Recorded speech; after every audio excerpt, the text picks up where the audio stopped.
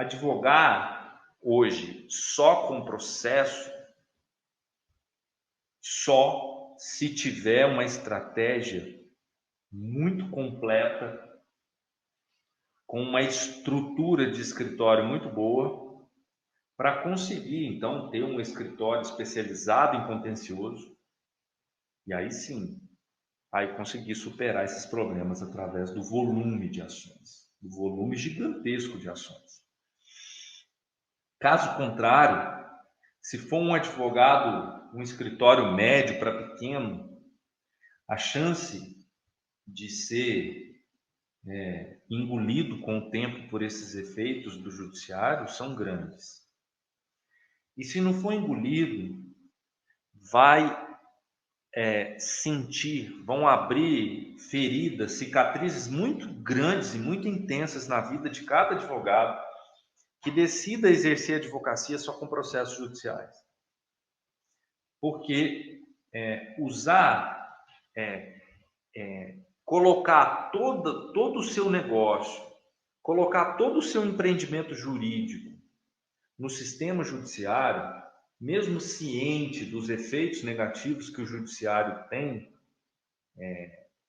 além da frustração, além de trazer frustração, vai te trazer resultados negativos que não são oriundos do seu trabalho. Porque às vezes o advogado se dedica, ele estuda, ele se especializa, ele é fiel àquilo que o cliente trouxe, ele sabe escrever, ele sabe redigir, ele tem boa oratória. Mas no final das contas, a conta que vai prevalecer é a do judiciário. A caneta está do lado de lá, não está do lado de cá. A balança está do lado de lá, não está do lado de cá. A justiça é feita segundo os princípios e filosofia do lado de lá, não do lado de cá. E aí, o cliente que não é um operador jurídico, o cliente que não entende desse sistema judiciário, ele vai ficar insatisfeito. Ele vai embora e, além dele não voltar mais, ele leva essa imagem negativa, o brand, a nossa marca fica manchada. Então a gente não deve ter mais processo? Não é isso. Nós não saímos de um extremo e vamos para o outro na nossa vida. Não resolvemos a nossa vida dessa forma. O que nós precisamos é olhar lá no artigo 1º do Estatuto da OAB e da Advocacia e identificar lá quais são as atividades privativas da advocacia. E lá nós vamos ver que são 4 atividades. Isso, diversificar a carteira. Lá são 4 atividades. Se nós temos 4 atividades privativas da advocacia, por que nós vamos exercer só uma? Quais são as atividades? Postulação em juízo, consultoria, assessoria e direção jurídicas.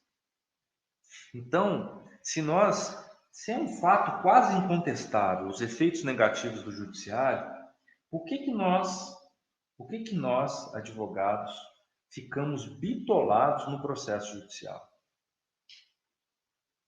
Então, é abrir o leque, é diversificar, é ampliar, é abrir a mente. Porque a advocacia sem processo, ao contrário da advocacia com processo, a advocacia sem processo ela não precisa do Estado. Não mesmo. Talvez lá no campo da exceção, se der algum problema, se der alguma, sei lá, nem sempre o cliente segue as orientações do seu jurídico, Nem sempre o cliente cumpre aquele parecer dado pelo advogado, ele prefere seguir o que está na cachola, o que está na mente dele.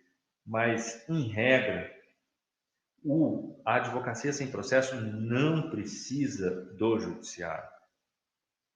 Se ela não precisa do judiciário, então aí nós temos uma grande vantagem, né? Um grande ponto positivo, que ela não sofre os efeitos negativos do judiciário. Então não há que se falar, por exemplo, em morosidade. Não há que se falar em desgaste pela cobrança excessiva do cliente. O cliente não fica cobrando a demora de um parecer. Porque quando você é convocado a dar um parecer, é estabelecido um prazo justo entre as partes. Então você vai dizer para o seu cliente quantos dias você precisa para produzir um parecer. Simples assim, e aí você vai produzir. Então não há aquela cobrança de que o parecer não está pronto, porque o sistema que você utiliza está lento, né? Não existe isso na advocacia sem processo.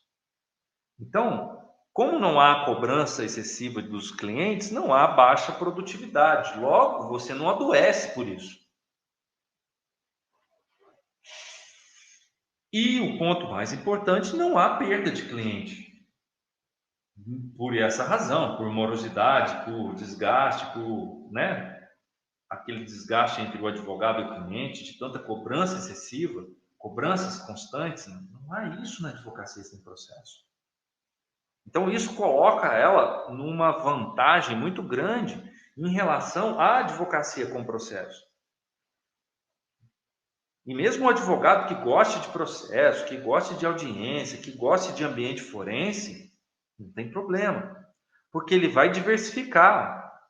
Ele vai ter os dois tipos de trabalho, por exemplo, e aí ele não precisa sofrer tantos efeitos, né? Então, muitos advogados, mas muitos hoje no Brasil, trabalham com advocacia sem processo, com a parte de consultoria, assessoria, porque eles já descobriram o honorário entra independentemente do judiciário.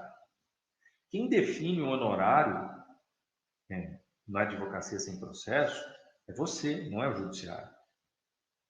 Quem define a data do pagamento é você com o seu cliente, não é o judiciário.